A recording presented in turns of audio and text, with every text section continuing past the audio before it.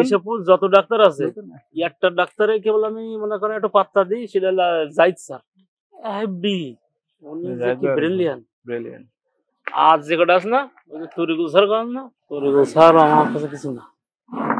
Tarikul sir class করতে প্রশ্ন করতে তো উত্তর দিতে পারে না। তরিকুল স্যার এই কথা কিছু আপনি এটা কিছু নিয়েছিল ইঞ্জেকশন দিয়ে, পরে বারবিট দিন গেলাম, এই বারবিট হাফ করে দিন 2 বার করে খাই যাবে, আপাতত 2 সপ্তাহ পর আবার দেখা করবে। কোন ডাক্তার সম্পর্কে আসলে এভাবে বলা ঠিক না, বলতেও পারে না, এবং এই জন্য তার বিষয়ে অবশ্যই ব্যবস্থা নেওয়া উচিত।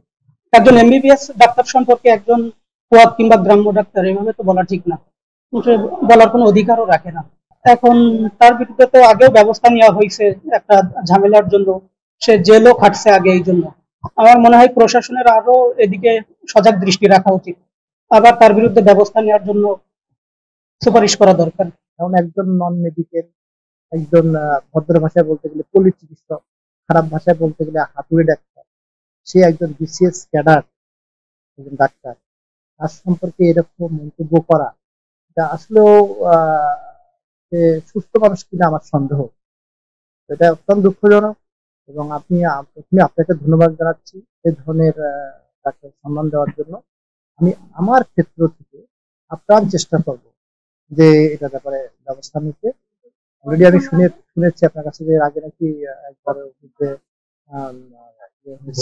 অভিযান হয়েছে, এবং সেই অভিযানে সে ধরা খেয়েছে, তাকে জেল খাটতে হয়েছে, আবার তার ব্যাক চলে আসছে, সে আবার তার পূর্ব অবস্থা ফিরে আসছে, এসে আবার সেই একই অবস্থার পুনরাবৃত্তি ঘটাচ্ছে।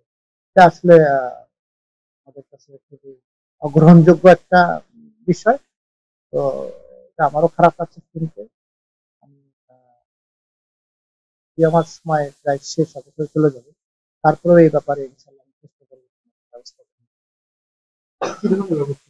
আমি এখন প্রশাসনের সাথে আলাপ করবো। আমার ক্ষেত্র থেকে আমি একটু যাব, তার কিছু আছে সার্টিফিকেট আছে কিনা করতে পারবে কিনা, হ্যাঁ, তারপরে তার কিছু অ্যাটিটিউড আমাকে লক্ষ্য করতে হবে সামনে থেকে, আমার সাথে সে কি ধরনের আচরণ করে পরিচয় পাওয়ার পরে। তারপরে আর পাশাপাশি আমাদের প্রশাসনের দ্বারা আমার কাছে আসি, আমি যাই, তাদের সাথে একটা কথা বলবো, যেমন ছিলেন আমাদের সাথে কথা বলবো, এই কথা সবাই মিলিত হয়ে দেখি কোনো ব্যবস্থা।